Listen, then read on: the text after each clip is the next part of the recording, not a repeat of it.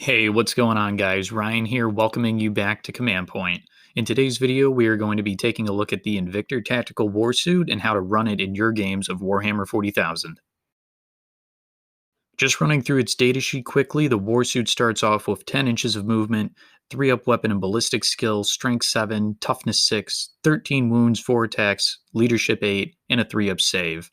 Its primary weapon is either the Incendium Cannon, a 12-inch range heavy 2d6 flamer with strength 5, AP-1, and 1 damage, or the Twin Iron Hail Autocannon, which has 48-inch range, heavy 6, strength 7, AP-1, and 2 damage. I'd say you can't go wrong with the Twin Iron Hail Autocannon just because of its longer range, greater strength, and 2 damage profile, but there are cases where the Incendium Cannon could work well, which I'll talk about later on in this video. I think as a rule of thumb, if you are running a close combat oriented chapter like Blood Angels or Space Wolves, the Incendium Cannon is the way to go, and it'll synergize well with Salamanders as well, given all the buffs they get to their flamer weapons. In addition, this model is also armed with a Fragstorm grenade launcher, heavy bolter, and Twin Iron Hail heavy stubber. The Warsuit is no slouch in combat either, armed with the Invictor Fist, a strength ×2, AP-3, 3 damage melee weapon. For abilities, the Warsuit has Angels of Death, it explodes when it's destroyed, and like many of the Vanguard models, it has Concealed Positions, which allows it to be set up anywhere on the battlefield outside 9 inches of your opponent's deployment zone during deployment.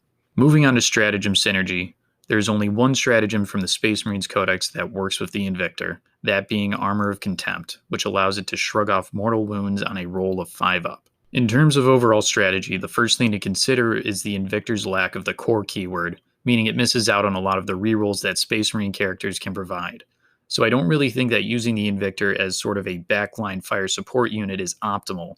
I think there are 2 ways to best use Invictors. You can either deploy them on your opponent's half of the table to threaten the models in their deployment zone, or you can deploy them on objectives in no man's land to screen out enemy deep strikes and infiltrating units. While they don't have the Omni-Scrambler ability that the Primaris infiltrators have, the same concept still applies.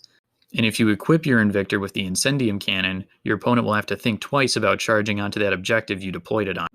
I also really like the idea of putting a couple of Invictors into a Raven Guard army, just because they have some tools like the Master of Ambush Warlord trait, Infiltrators, and Strike from the Shadows stratagems, which, while not directly benefiting the Invictors, they allow other units to redeploy or move before turn 1 kicks off. Invictors should be used as blockers and speed bumps to interfere with your opponent's movement, but you should not expect them to survive into later turns. In terms of secondaries, Invictors can help you score positional secondaries such as Line Breaker or Engage on all fronts, given that they have a lot of flexibility when it comes to how you can deploy them. And so guys, that wraps it up for the Invictor Tactical Warsuit.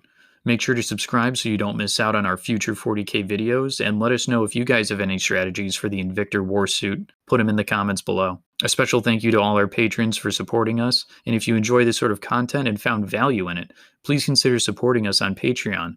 All our patrons receive early access to our videos and podcast episodes, while our Knob tier patrons gain exclusive access to Knobs-only content, plus a role in dedicated channels on the Command Point Discord.